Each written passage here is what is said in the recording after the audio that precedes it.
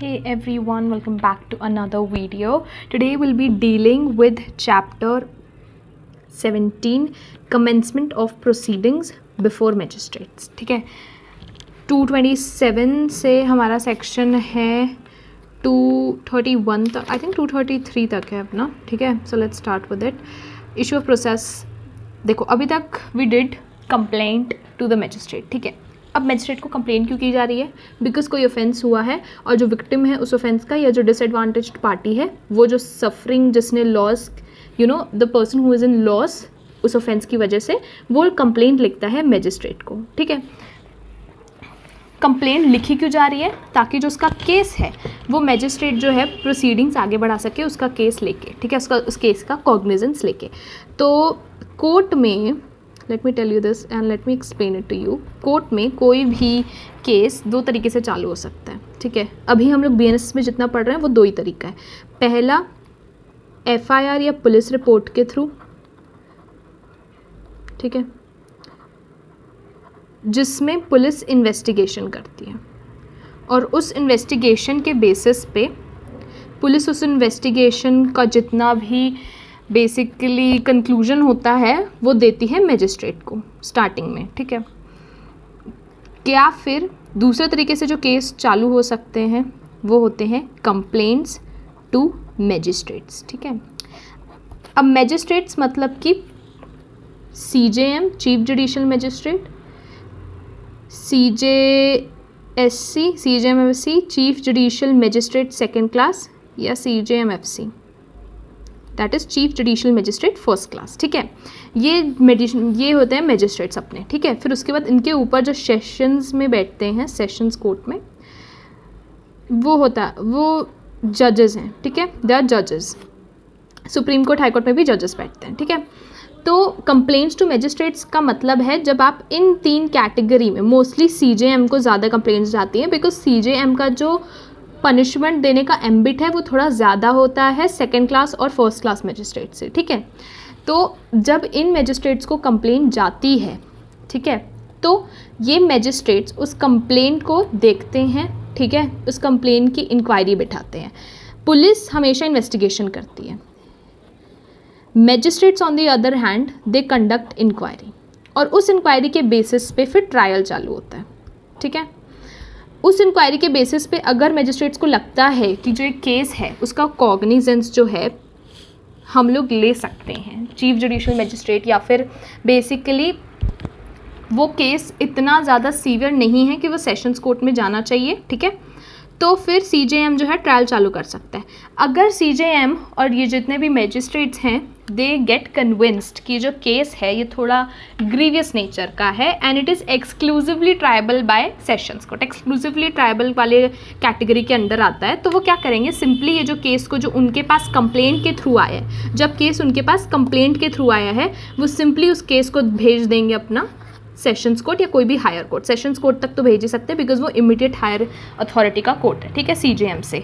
तो that's what happens, that's how कोई भी ऑफेंस जो है कोर्ट में एज अ केस पहुंचता है, इन दो तरीक़ों से. ठीक है, मैंने आपको ये सेम चीज़ I have explained it in when I was discussing about the proceedings at sessions court and the proceeding of trial at warrant cases. I have explained it both. ठीक है, और before starting commencement of proceedings before magistrate, अच्छा होगा कि आप पहले sessions court का trial, warrant cases का ट्रायल, समरी ट्रायल और समन केसेस का ट्रायल का वीडियो एक बार देख के आओ because it is pretty related. ठीक है, ये जो अपना कमेंसमेंट है ना प्रोसीडिंग्स का, वो प्रोसीडिंग्स जो है almost it is related to the trial वाला. ठीक है, उसमें काफ़ी आपको इंटर रिलेशन मिल जाएगा.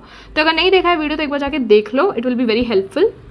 And I think now we should start with section 227. I think basics are clear. Basic clear रहेगा ना तो आपको प्रोविजन समझ आ जाएंगे.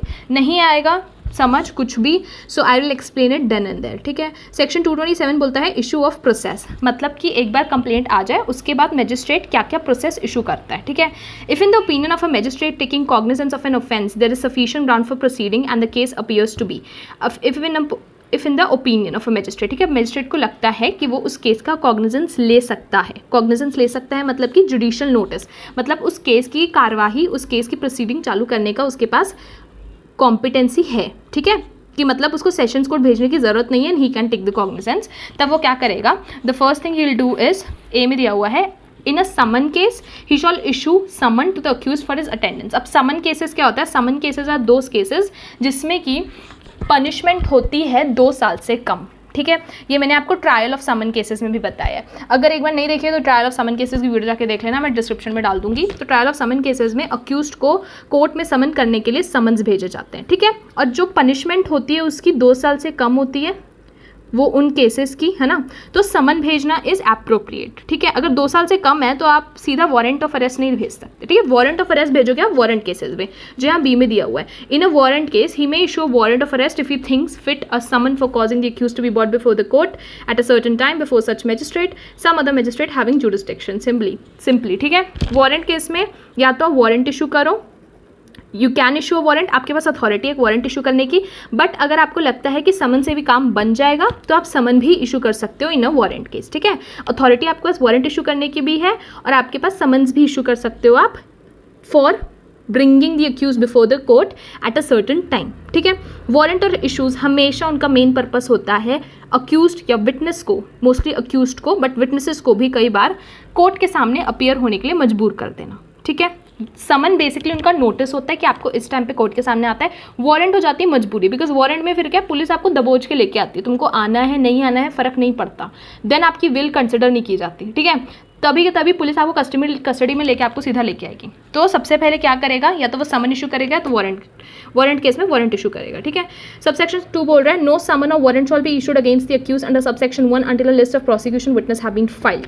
अब वो बोल रहा है प्रोसिक्यूशन विटनेस, प्रोसिक्यूशन कौन सी साइड होती है, जो अक्यूज्ड के अगेंस्ट होती है, जो अक्यूज्ड के अगेंस्ट विटनेस और केस लेके आती है कि इस अक्यूज ने ये क्राइम किया है और हम ये प्रूव करना चाहेंगे, ये कौन होती है, प्रोसिक्यूशन की साइड। तो जब तक कि प्रोसिक्यूशन के सारे विटनेसेस की एक लिस्ट बन के फाइल नहीं हो जाती तब तक के कोई भी समन और वारंट इशू नहीं हो सकता, ठीक है। सबसेक्शन 1 में जो हम समन और वारंट इशू कर रहे हैं उसके इशुएंस से पहले a list of prosecutions witness need to be filed. Then we have subsection 3. In a proceeding instituted upon a complaint made in writing, every summon or warrant issued under subsection 1 shall be accompanied by a copy of such complaint. Simply, जो भी आप warrant, जो भी आप समन issue कर रहे हो subsection 1 में, उसके साथ आपको कॉपी ऑफ कंप्लेंट मतलब कि जब आपकी प्रोसीडिंग किसी कंप्लेंट, मतलब किसी बंदे ने जो कंप्लेंट की है मैजिस्ट्रेट को, और उस कंप्लेंट के बेसिस पे अगर मैजिस्ट्रेट वारंट और समन इशू कर रहा है इंक्वायरी के लिए, है ना, जो वो इंक्वायरी करेगा उसके लिए, तो आपको उस कंप्लेंट की कॉपी भी उसके साथ चिपका देनी है, ठीक है, किसके साथ, समन या वारंट के साथ। अब समन और वारंट क्या होता है, एक लेटर टाइप का होता है, वो एक एनवेलप में आता है, ठीक है। अगर आप इलेक्ट्रॉनिक भेज रहे हो तो इलेक्ट्रॉनिकली अटैच कर दो ईमेल में, अगर आप उसको बाय पोस्ट भेज रहे हो तो एनवेलप में आप समन के साथ और वारंट के साथ कंप्लेंट भी डालोगे। That says subsection 3। और subsection 4 says when by any law for time being in force any process or other fee are payable no process shall be issued until fees is paid and such fees are not paid in a reasonable magistrate may dismiss the complaint. Simply जब for the court fees जो होती है ना, basically कि आपको समन और warrant issue करने के लिए अगर अंडर अ लॉ जो भी लॉ उस टाइम पे इन फोर्स है, उस लॉ के अंडर अगर आपको एक फ़ीस देनी पड़ेगी कोर्ट को to start the proceeding, to start the trial, तो आपको वो फीस भरनी पड़ेगी। अगर आप वो फीस रीजनेबल टाइम तक नहीं भरते हो तो मैजिस्ट्रेट आपकी कंप्लेंट ही डिसमिस कर सकता है अंडर सबसेक्शन 4, ठीक है। आपको वो complaint before issuing of process मतलब समन्स और वारंट इशू करने से पहले आपको जो भी रिक्वायर्ड फीस है उस कोर्ट की या प्रोसेस फी है वो आपको भरनी पड़ेगी, आपको भेजनी पड़ेगी कोर्ट। सबसेक्शन 5 बोल रहे nothing in this subsection shall be deemed to affect the provisions of section 90। मतलब कोई भी चीज़ जो इस सबसेक्शन में लिखी हुई है, जो इस सेक्शन में लिखी हुई है, it will not affect the provisions of section 90। Section 90 is what is section 90 about? Section 90 is about issue of warrant in lieu or in addition to summons. मतलब कि जब आप सेक्शन 90 में आप समन के साथ साथ वारंट भी इशू कर देते हो, तो वो बोल रहा है कि कोई भी इस सेक्शन में लिखी हुई चीज़ सेक्शन 90 को बेसिकली किसी भी तरीके से अफेक्ट नहीं करेगी, ठीक है। तो let's go for section 228। Magistrate may dispense with personal attendance of accused. Subsection 1 whenever magistrate issues summon he may, I literally said issue, sorry, when a magistrate issues a summon he may, if he sees reason to do so, dispense with the personal attendance of the accused and permit him to appear by his advocate. Subsection 1 simply यही बोल रहा है. अब magistrate may dispense, इसका title क्या है, मे dispense. Dispense मतलब जाने देना, छोड़ देना. छोड़ देना मतलब अलाउ कर देना बेसिकली एक तरीके से. तो बोल रहा है कि अगर मैजिस्ट्रेट, अगर उसको लगता है फॉर सम रीज़न कि अक्यूज की पर्सनल अटेंडेंस मतलब अक्यूज पर्सनली इन पर्सन जाके मैजिस्ट्रेट के से मिले या इन पर्सन कोर्ट में अपीयर हो. अगर मैजिस्ट्रेट को किसी रीज़न की वजह से लगता है कि उसका पर्सनल अटेंडेंस इन कोर्ट ज़रूरी नहीं है और उसके एडवोकेट अगर अपीयर हो जाता है उसके थ्रू. अब एडवोकेट जो है वो अक्यूज्ड का एडवोकेट है, वो अक्यूज्ड का एडवोकेट है तो वो उसके लिए ही बोलेगा, राइट, उसी की बात बोलेगा, ठीक है. तो फिर अगर मैजिस्ट्रेट को फॉर सम रीज़न लगता है कि उसकी पर्सनल अटेंडेंस ज़रूरी नहीं है तो उसके एडवोकेट का आना भी ठीक होगा एंड एडवोकेट का आना सफिशिएंट भी होगा, ठीक है. सबसेक्शन 1 में. सबसेक्शन 2 बोल रहा है but the magistrate inquiring into trying the case in his discretion at any stage of proceeding direct the personal attendance of accused if necessary and force such attendance in manner hereinbefore provided. तो अगर magistrate को, जब तक कि magistrate को लगता है कि उसकी पर्सनल अटेंडेंस ज़रूरी नहीं है तब तक कि वो ना आए तो चलेगा. बट जहाँ मैजिस्ट्रेट को जब वो इंक्वायरी कर रहा है और बिटवीन ट्रायल और इन एनी टाइम बिफोर और आफ्टर द प्रोसीडिंग ये लग रहा है कि अब अक्यूज्ड की पर्सनल अटेंडेंस कोर्ट में ज़रूर हो गई है और अब उसको खुद पर्सनली आना चाहिए और कोर्ट में आना चाहिए, अब पर्सनली अटेंड करना चाहिए कोर्ट, तब व्हाट हैपन्स, मैजिस्ट्रेट कोई भी डायरेक्शन दे सकता है, चाहे समन चाहे वारंट, उस अटेंडेंस को बेसिकली इंश्योर करने के लिए कि वो आए और कोर्ट में आके अपना जो भी काम है वो करे, जो भी मैं चाहता हूँ इंक्वायरी के अंदर. तो for that he can take any measures basically, चाहे समन हो चाहे वारंट हो. सब सेक्शन 2 में बोल रहे हैं. Section 229 special summons in cases of petty offences, ठीक है. Now subsection 1 says that if in the opinion, no I think yes, हाँ, subsection 229 ना.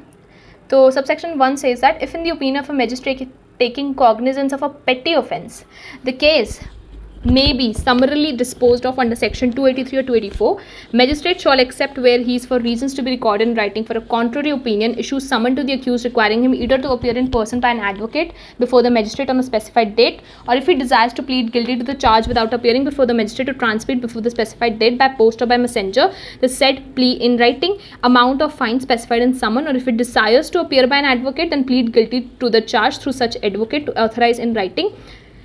ओके, ठीक है. जो हमारा सबसेक्शन 1 है, तब बड़ा जो है ये सिंपली कुछ नहीं बोल रहा है. सिंपल, अगर आपने मेरी वो समरी ट्रायल वाली वीडियो देखी है जिसमें समरी ट्रायल्स के बारे में मैंने एक्सप्लेन किया, जो कि सेक्शन 283 और 284 में दिए हुए हैं, यहाँ पे जो ये बताया हुआ है, अगर if you have seen that video तो समरी ट्रायल्स, मैं आपको एक छोटा सा समरी एक्सप्लेन करके, मतलब समरी वे में एक एक्सप्लेन कर देती हूँ कि देखो, समरी ट्रायल्स होते हैं पेटी ऑफेंसेस के लिए, ठीक है. Late me explain it over here. अगर नहीं देखिए वीडियो तो मैं बता देती हूँ, देखिए तो फिर भी सुन लो. देखो, जो समरी ट्रायल्स होते हैं वो भी एक तरीके का ट्रायल होता है, ठीक है. जैसे वारंट केसेस हो गए हमारे, या फिर अपना समन केसेस हो गए, ठीक है. ये भी एक ट्रायल का प्रोसीजर है, समरी ट्रायल्स भी एक ट्रायल का प्रोसीजर होता है, ठीक है. समरी ट्रायल्स किस चीज़ के लिए होता है? इट हैपन्स फॉर पेटी ऑफेंसेस. पेटी ऑफेंसेस मतलब कि छोटे मोटे ऑफेंस, बहुत बड़े नहीं, एकदम छोटे मोटे, जिसमें पनिशमेंट में भी सिर्फ फाइन या फिर ज़्यादा से ज़्यादा 3 महीने की सज़ा हो. तो बहुत कम हुआ है ना, फाइन, सिर्फ फाइन ले रहे हो आप किसी से, ऐसा कोई ऑफेंस, या फिर सिर्फ 3 महीना जेल में हो वो बंदा, सिर्फ ऐसा कोई ऑफेंस, तो उसको बोलते हैं पेटी ऑफेंस. मतलब एकदम छोटे मोटे क्राइम जिसके लिए आपकी पनिशमेंट बहुत ज़्यादा नहीं है. तो जब समरी ट्रायल्स में पेटी ऑफेंसेस का प्रोसीजर चालू होता है, जब केस बनता है पेटी ऑफेंसेस में, तब क्या होता है, अगर सिर्फ फाइन इन्वॉल्व है एज अ पनिशमेंट, उस केस की सिर्फ फाइन इन्वॉल्व है, तो मैजिस्ट्रेट क्या कर सकता है? मैजिस्ट्रेट जो है उस पर्सन को जिसके अगेंस्ट केस आया है, अक्यूज्ड को, ठीक है, जो भी अक्यूज्ड है उसमें, उस केस में, वो सिंपली क्या बोलेगा अक्यूज्ड को कि या तो वो समन भेज दे अक्यूज्ड को, है ना, कि summons we have to like we will summon you for this case and all that. एक बार समन मिलने के बाद, क्योंकि ये बहुत पेटी ऑफेंस है, बहुत छोटा मोटा ऑफेंस है, तो अगर अक्यूज्ड को कोर्ट नहीं आना है, कोर्ट में अपीयर नहीं होना है उस ऑफेंस के लिए, तो अक्यूज्ड क्या कर सकता है अंडर समरी ऑफेंसेस? अक्यूज्ड समन मिलने के बाद एक समन मिलने के बाद बेसिकली मैजिस्ट्रेट से समन मिलने के बाद क्या कर सकता है, उसके पास दो, और अगर समन में बताया गया है कि आपके ऊपर ये फाइन लगा है, तो what accused can do, either accused ना अपना प्ली ऑफ गिल्ट जो है बाय पोस्ट भेज सकता है। ये हमारे सेक्शंस में दिए है ना। अगर आपको कोई भी डाउट है तो एक बार BNSS का सेक्शन 283 से आप देख लो, समरी ट्रायल में ये सब दिया हुआ है कि या तो अक्यूज्ड अपनी plea of guilt by post भेज सकता है, या तो अक्यूज्ड अपनी प्ली ऑफ गिल्ट अपने एडवोकेट के थ्रू गिल्टी प्लीड कर सकता है। ठीक है, ये सिर्फ हमारा इसमें है समरी ट्रायल्स में, बिकॉज ये बहुत कम दर्जे के ऑफेंसेस होते हैं, इसमें बहुत कुछ क्राइम सीरियस नेचर का नहीं होता है। तो मैजिस्ट्रेट ये अलाउ कर सकता है अक्यूज्ड को कि या तो अपनी प्ली ऑफ गिल्ट पोस्ट के थ्रू भेज दे। ठीक है, कि क्या होगा ना, उससे तुम प्लीड गिल्टी कर दोगे एक बार तो हमारा केस तभी के तभी खत्म हो जाएगा। पेटी ऑफेंस है, खत्म कर दो केस को, तो तुम plea of guilt by post भेज दोगे तो इसलिए हमारा केस खत्म, और उसके साथ तुम जो भी अपना फाइन हमने तुमको समन में बचाया है वो भी भेज दो। ठीक है, plea of guilt by advocate कर रहे हो कि तुम्हारा एडवोकेट आके तुम्हारे जगह, ठीक है, कि मतलब तुमको नहीं आना है कोर्ट इतना ट्रैवल करके, अगर तुम दूर रह रहे हो, अगर अक्यूज दूर रह रहा है तो उसको ट्रैवल करके नहीं आना है इतना कोर्ट, तो वो क्या करेगा, अपने एडवोकेट को बोलेगा कि भाई तू गिल्टी प्लीड कर ले, तू ऑफेंस के लिए हाँ बोलते कि हाँ मेरे से ये ऑफेंस हो गया है, और सिंपली तू अपना दे दे फाइन, मेरा फाइन दे दे, क्योंकि एडवोकेट भी अपने क्लाइंट को रिप्रेजेंट करता है। ठीक है, वो एडवोकेट है ना उसका अक्यूज्ड का। तो ये दो हैं हमारे प्रोविजन समरी ट्रायल्स में। तो सब सेक्शन 1 में वो यही बोल रहा है कि स्पेशल समन इशू होते हैं पेटी ऑफेंस में। अब उस समन में क्या होता है ना, समन में if in the opinion of magistrate taking cognizance of an petty offence case में बी समरली डिस्पोज्ड, मतलब कि जब मैजिस्ट्रेट जुडिशियल नोटिस लेता है, कॉग्निजेंस लेता है कोई भी पेटी ऑफेंस का, और उसको लगता है कि ये इतना छोटा ऑफेंस है कि इसको समरली वे मतलब अंडर सेक्शन 283 और 284 के अंडर इसको हम लोग जो है फटाक से ख़त्म कर सकते हैं इस केस को, और इस केस को आगे बढ़ाने की ज़रूरत नहीं पड़ेगी। ठीक है, अगर उसको लगता है तो what he can do, he can issue summons to the accused. अब वो अक्यूज को समन इशू करेगा, क्या बोलेगा वो समन में कि या तो तू खुद आ जा कोर्ट में, ठीक है, या अपने एडवोकेट के साथ आ स्पेसिफिक डेट पे, तुम खुद अपीयर हो जाओ या तो कोर्ट में, issue summons to the accused requiring him either to appear in person or by an advocate before the magistrate on a specified date. Magistrate summons में लिखेगा कि या तो तुम खुद आ जाओ, और if it desires to plead guilty to the charge without appearing before magistrate to transmit before the specified date by post और मैसेंजर टू द मैजिस्ट्रेट।